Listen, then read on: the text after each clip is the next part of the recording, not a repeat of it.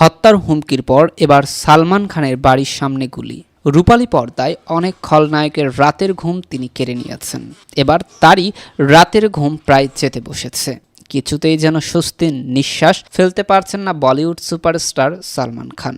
বলিউড ভাইজানের জান বাঁচাতে এখন তার বাসার বাইরে রীতিমতো ভিড় করছে পুলিশ। কারণ আজ রোববার ভোরে জনপ্রিয় এই তারকার বাড়ির সামনে কে বা কারা ফাঁকা গুলি ছুড়েছে। ঘটনাস্থলে পৌঁছেছে মুম্বাই পুলিশ। ঘটনায় উদ্বিগ্ন সালমানের পরিবার, ভক্তরা ও বলিউড পাড়া। অভিজাত এলাকায় প্রকাশ্যে এমন ঘটনায় প্রশ্ন উঠেছে মুম্বাইয়ের সার্বিক নিরাপত্তা নিয়ে। সূত্র ANI টাইমস অফ ইন্ডিয়া সূত্র অনুযায়ী আজ ভোর 5টা নাগাদ মুম্বাইয়ের বান্দ্রায় সালমান খানের গ্যালাক্সি অ্যাপার্টমেন্টের বাইরে পরপর বেশ কয়েকবার গুলির শব্দ শোনা যায়। মোটর সাইকেলে করে এসে দুষ্কৃতকারীরা কয়েক রাউন্ড গুলি চালিয়ে ঘটনাস্থল থেকে পালিয়ে যায়। ভারতীয় সংবাদ মাধ্যম সূত্রের খবর, এদিন গুলি চলার সময় সালমান বাড়িতেই ছিলেন। সামাজিক যোগাযোগ মাধ্যমে মন্তব্য করেছে মহারাষ্ট্রের মুখ্যমন্ত্রী শিবসেনার নেতা একনাথ শিন্ডে।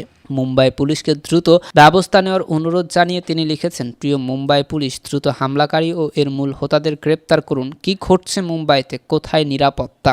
ঘটনার কিছুক্ষণ পরই মুম্বাই পুলিশের অপরাধ দমন শাখা ঘটনাস্থলে পৌঁছেছে। এর আগে একাধিকবার প্রাণনাশের হুমকি পেয়েছে সালমান খান। গ্যাংস্টার লরেন্স বিষ্ণোই সালমানকে প্রাণে মেরে ফেলার হুমকি দিয়েছে। এমন শোনা গিয়েছিল বিষ্ণোইয়ের শাক রেদরা সালমানের বাড়িও পর্যবেক্ষণ করে গিয়েছিলেন। ক্যারিয়ারের শুরু থেকেই সালমান পরিবার পরিজন নিয়ে গ্যালাক্সি অ্যাপার্টমেন্টে থাকেন। ওপরের তলায় থাকেন বাবা সেলিম খান আর গ্রাউন্ড ফ্লোরে থাকেন সালমান। 2023-এ ন্যাশনাল ইনভেস্টিগেশন এজেন্সি বা NIA এর তরফে জানানো হয়েছিল সালমান 10টি গ্যাংয়ের নিশানায় রয়েছে। তাদের মধ্যে ছিল কুখ্যাত গ্যাংস্টার লরেন্স বিষ্ণোইয়ের নামও। সালমানকে হত্যার পরিকল্পনা এর আগে একাধিকবার হয়েছে, কিন্তু প্রতিবারই কোনো না কোনো কারণে সেই পরিকল্পনা ভেস্তে গেছে।